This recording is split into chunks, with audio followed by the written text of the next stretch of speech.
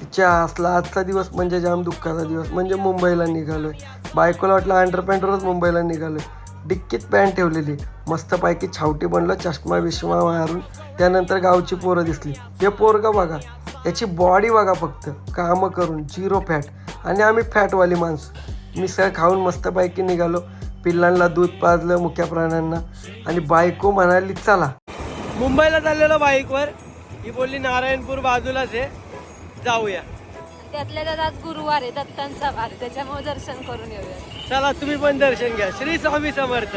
श्रीपाद वल्लभ दिगंबरा दिगंबरा दिगंबरा श्रीपाद वल्लभ दिगंबरा.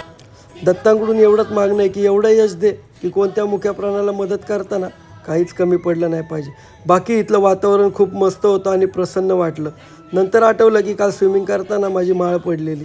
मग काय, रुक्मिणीने माळ घातली आणि आम्ही निघालो मुंबईच्या प्रवासाला.